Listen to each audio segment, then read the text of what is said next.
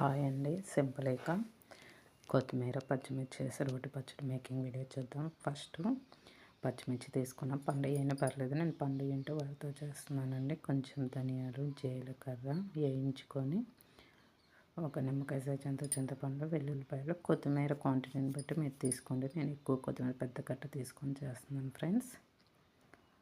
పెద్ద కట్ట తీసుకున్నాను. ఇవి వేగిన తర్వాత చింతపండు, వెల్లుల్లిపాయలు వేసుకున్నాను ఫ్రెండ్స్. ఇవి వేగిన తర్వాత ఒక గిన్నెలోకి తీసుకొని తర్వాత కొత్తిమీర కడిగి వాష్ చేసి పక్కన పెట్టుకున్నాను ఫ్రెండ్స్. అది వేసుకొని వేపుకుందాము. ఇప్పుడు ఇలా వాష్ చేసి పక్కన పెట్టుకున్నాను. దీన్ని అంతా అదే ప్యాన్లో కొంచెం ఆయిల్ వేసి వేయించుకున్నాను ఫ్రెండ్స్.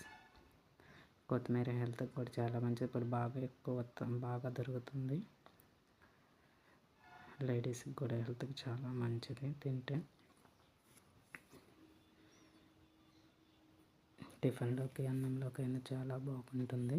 ఇలా వేగిన తర్వాత దీన్ని కూడా కొంచెం ఆరిన తర్వాత మిక్సీలోకి వేసుకోవటమే ఫ్రెండ్స్. కొంచెం తగినంత సాల్ట్ యాడ్ చేసుకొని మిక్సీ పట్టుకొని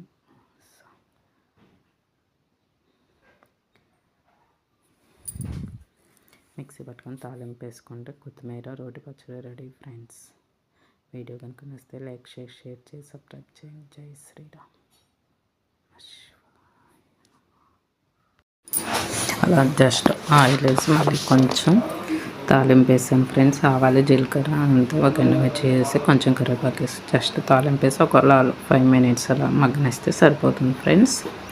అంతే, కొత్తిమీర రోటి పచ్చడి రెడీ అయిపోతుంది. బాయ్.